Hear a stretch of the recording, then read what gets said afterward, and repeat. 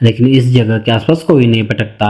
दोनों को ही फंसे हुए 5 घंटे हो जाते हैं, लेकिन इनके मदद के लिए कोई नहीं आता। अब हंटर दूरबीन से आसपास की जगह को चेक कर रही थी, जिससे कोई उनको दिख जाए और उनको यहाँ से निकलने में मदद हो सके। कुछ दूरी पर हंटर को एक गाड़ी नजर आती है, लेकिन गाड़ी के पास उनको कोई नजर नहीं आ रहा था। हंटर को याद आता है कि कुछ टाइम पहले दोनों ने एक सोशल मीडिया पर पोस्ट अपलोड किया था। इसका मतलब नेटवर्क भले ही टावर के ऊपर ना हो, लेकिन जमीन पर नेटवर्क होने की चांसेस बहुत ज़्यादा है। तो दोनों मोबाइल पर मैसेज टाइप करके मोबाइल को रस्सी से बांधकर टावर के डिश के पास भेजती है, शायद वहां पर नेटवर्क आ जाए और उन्होंने भेजे हुआ मैसेज सोशल मीडिया पर चला जाए। लेकिन ऐसा कुछ नहीं होता। बेकी को आइडिया आता है कि मोबाइल को अगर जमीन पर फेंका जाए सुरक्षित पैक करके, तो शायद नेटवर्क आने से उनको हेल्प हो सकती है मैसेज जाने में। हंटर अपना एक जूता निकाल के उसमें मोबाइल डालकर जूते को नीचे फेंक देती है। कुछ टाइम बाद दोनों को टावर के नीचे एक आदमी दिखाई देता है, जो अपने कुत्ते के साथ घूमने आया था। लेकिन आदमी फोन पर बातें करने में बिजी होने की वजह से उसका ध्यान उन पर नहीं जाता और वहां से जाने लगता है।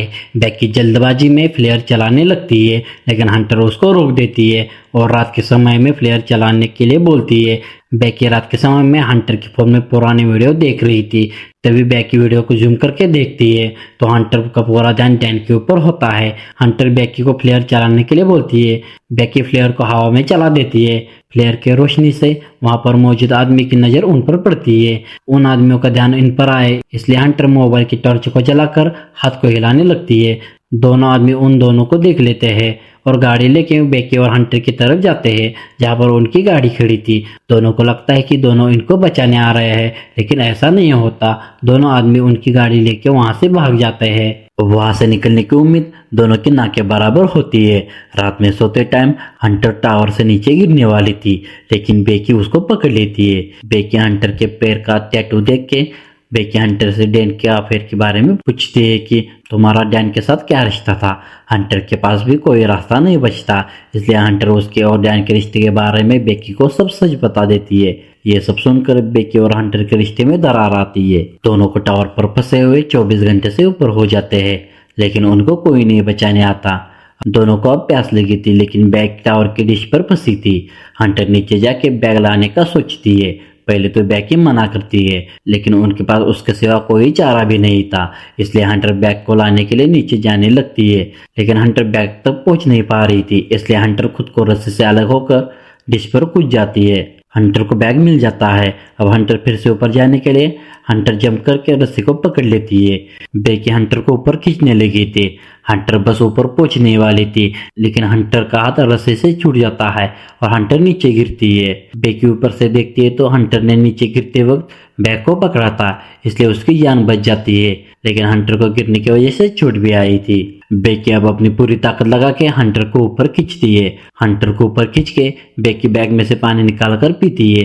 अब दोनों ड्रोन को उड़ाने का सोचती है, इसलिए बेकी पहले एक हेल्प नोट लिखती है और उसको ड्रोन में फिट करके ड्रोन को उड़ा देती है। कुछ दूरी पर ड्रोन जाते ही उसकी बैटरी खत्म होने लगी थी, इसलिए बेकी ड्रोन को वापस लेके आती है। 2 दिन से टावर पर फंसे होने के कारण और थकान की वजह से बेकी को हंटर के बारे में बहुत बुरा सपना पड़ता है। बेकी की आंखें खुलने पर बेकी हंटर को अपने पास ही नजर आती है। बेकी को समझ आता है कि वो एक बुरा सपना था। बेकी को एक आइडिया आता है ड्रोन को चार्ज करने का। बेकी इस काम के लिए सुबह तक का इंतजार करती है। सुबेरे होने तक बेकी की हालत बुरी तरह से खराब हो जाती है। बेकी का पानी खत्म भी हो जाता है। बेकी अब टावर के लाइट के खंभे के ऊपर चढ़ने लगती है, लेकिन बेकी में इतनी ताकत नहीं थी कि वो इस खंभे को पूरा चढ़ सके। लेकिन बेकी हार नहीं मानती। बेकी खंभे पर चढ़ के टावर के बल्ब को निकाल के ड्रोन को चार्जिंग करने लगती है। इसी बीच में बेकी को बहुत सारी तकलीफों का सामना करना पड़ता है। एक परिंदा बेकी को टावर से नीचे गिराने की कोशिश करता है, लेकिन बेकी उस परिंदे का डटकर सामना करती है। चार्जिंग पूरा होने पर बेकी नीचे आती है। अब दोनों ड्रोन को शाम के समय उड़ाने का सोचती है, लेकिन बेकी को यहाँ पर नींद आने लगती है। पर हंटर बेकी सो न जाए इसलिए उससे बातें करने लगती है। शाम के टाइम में दोनों ड्रोन को उड़ाती है। बेकी ड्रोन को अब होटल की तरफ लेके जा रही थी। ड्रोन होटल के पास पहुंचने वाला था। उसी समय ड्रोन एक ट्रक से टकरा जाता है। बेकी की लास्ट उम्मीद भी अब खत्म हो जाती है। थकी हारी बेकी अब पूरी तरह से टूट जाती है। वैसे बेकी के पास ना ही पानी था और ना ही खाने के लिए खाना था। 2-3 दिन से भूखी बेकी के बचने के चांस ना के बराबर थे। बेकी अब एक लास्ट का ट्राई करने की सोचती है। बेकी हंटर को उसका जूता मांगती है, लेकिन हंटर उसको मना कर देती है। बेकी हंटर को बताती है कि जूता नीचे है। बेकी नीचे देखती है तो हंटर उसकी डिश पर मरी हुई पाती है।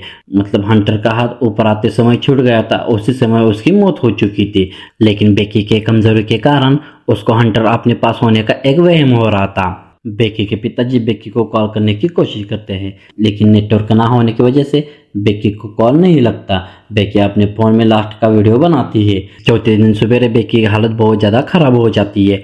उसकी हालत इतनी खराब थी कि एक परिंदा आकर उसके पैर को खा रहा था। बेकी जाग जाती है और परिंदे की गर्दन को पकड़ के उसको मार डालती है। परिंदा मरने के बाद बेकी अपनी भूख मिटाने के लिए उसको खा लेती है।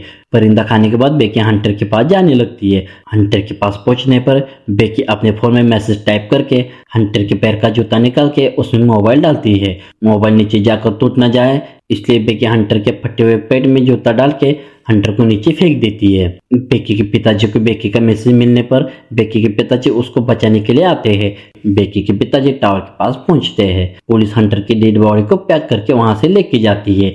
बेकी के पिताजी को लगता है कि ये बॉडी बेकी की है, लेकिन बेकी वही साइड में बैठी थी। बेकी को सुरक्षित देख के उसके पिताजी उसको गले लगाते हैं और वहां से उसको घर लेके जाते हैं। इसी के साथ ये मूवी यहीं पर ख़त्म हो जाती है। तो ये मूवी आपको कैसे लगी जरूर बता दीजिएगा। तो मिलते हैं किसी ऐसे न्यू मूवी के साथ, तब तक के लिए बाय।